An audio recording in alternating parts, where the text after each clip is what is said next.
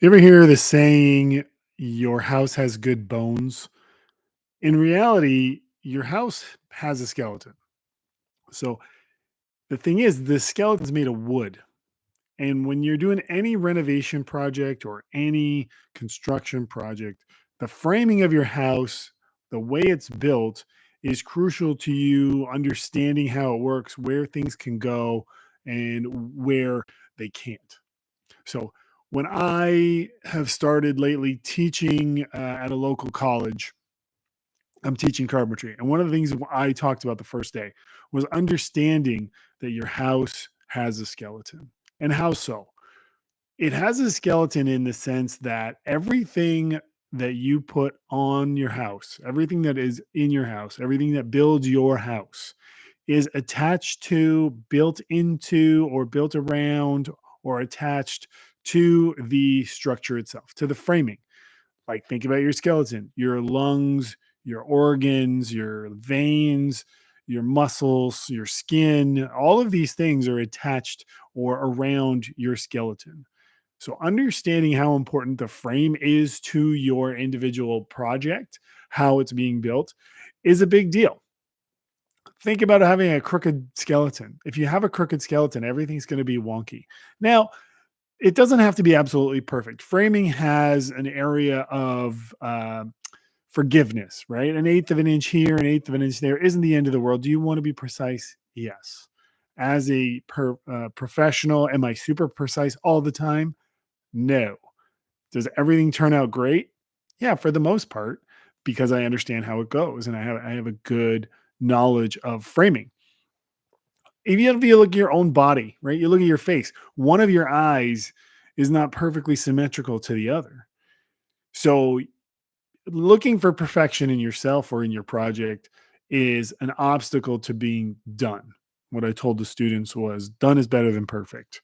You can work along the way, and as you do more of it, you will get better at it. Framing is usually one of the more fun components as well, but it's important for you to know what you're doing and what the components are and the steps it takes to get there. We have three really small primary things we jump on right away when we're teaching students. Okay. One is how to read a tape measure. If you can't measure properly, you're going to struggle. You're going to struggle with cutting things properly, having them fit into place, knowing your components, all of that, because you're going to be frustrated that things aren't lining up. A tape measure doesn't always have the fractions on it. You can get one that has it. So it's called a fractional tape measure, a fractional read tape measure. Stanley has one. Irwin, as you can see, has one. I got that at Canadian Tire here for $14 with tax. It shows you on it, right? You can see right in there. Can you? Right there. It's got all the fractions. Okay. So if you have trouble figuring out the difference between 3/8 and 3/4, that's going to help you a whole lot. Now, we go over a lot of things really quickly with our students. The things we take our time on and the things we repeat the most are crowning your lumber, which means finding the natural curve to your lumber as you're picking them, making sure all your sections, whether it's your studs, your joists, your rafters, are all curving the same way because you do not want them to curve opposite ways because then you're going to have a crooked skeleton. And the last element of the beginner section that we really, really hammer on is called 16 inches on center. Now, I know I've talked about this previously in one of my whiteboard videos, and we'll talk about it later. In 16 inches on center is the most fundamental, critical element to you understanding and properly executing your framing, and you can do it a couple of ways. Okay. You'll look at your tape measure and it'll have little marks on it. Sometimes the red diamonds, sometimes with triangles, sometimes little different things that indicate this is where your 16 inches on center goes. So 16 inches center means the middle of your stud or joist or rafter needs to be 16 inches from the middle of the other, which also means your edges are 16 inches apart. For you to get that 16-inch middle, you have to subtract 3/4 of an inch from your first framing member, with whatever type of member that is. So your first framing member will be 15 1/4, and then the rest will be all on center if you use that mark. Now, you can do a few things. You can just mark the centers and guesstimate the center of your framing member into it. You can subtract 3/4 of an inch from every single one as you go along. You can mark your first mark at 15 1/4, and then put a nail or a screw in there, hook your tape measure onto it, and then run it all the way along to get your 16 inches on center marks. Put your X next to that. There's a variety of ways. This 16 inches on center matters for two reasons. You're going to pull your tape measure out. Your sheet goods come 4 inches wide by 8 inches wide, typically, or 8 inches long.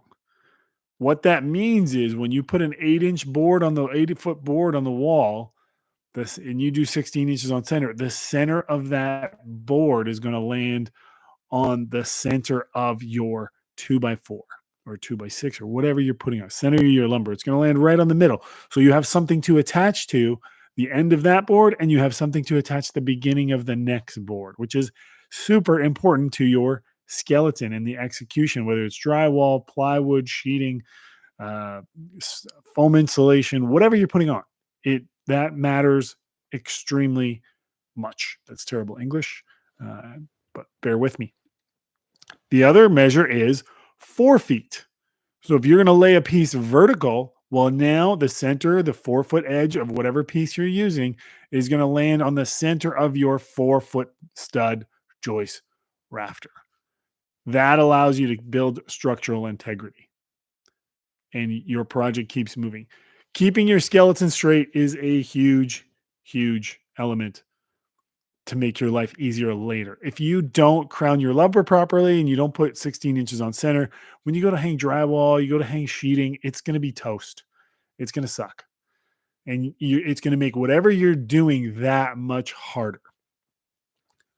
What I will be doing going forward is trying to take these little nuggets of what I'm building as I'm teaching to pass them on through lives and then making a video later specifically teaching that. But this allows me to kind of barf out into the world what I'm doing and then take from that more specific, intense elements to make it happen. Now, you also want to have an understanding of your terms, of your framing member designations. Okay. Your top plate, your bottom plate, your double top plate, your sill, your lintel, your jack stud, your king studs, your ceiling joist. Okay. So your ceiling joist in your basement are also the floor joist of your first floor.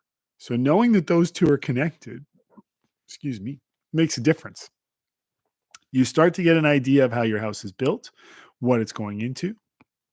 And as I talked about, any project you did or going to do in your house, you need to know framing. You need to know structure because if you're going to add a wall, you want to know how to frame that wall properly. If you're going to take out a wall, you want to know what's in, may be in there and how you have to reinforce what you're taking out. Or can you take it out at all?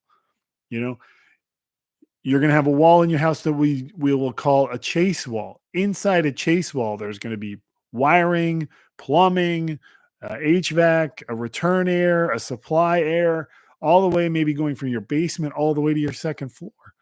So that's the inside around your skeleton. Your insulation's another thing. Your drywall attaches to it. Your baseboard attaches to it. Your floor attaches it because your subfloor system is part of the framing. So understanding, getting a grip, allowing yourself to grow and learning all of this really matters. Watch multiple videos. One of the videos I sent to my students was Perkins Brothers Framing, Matt Bangs Wood. They have great channels. They get into the structural requirements for things. They're in another country. The things they are saying still apply to what we do here in Canada, whether it's in the US. Stick framing, wood framing, all makes a difference. I want to say thank you all for watching and good luck on your project.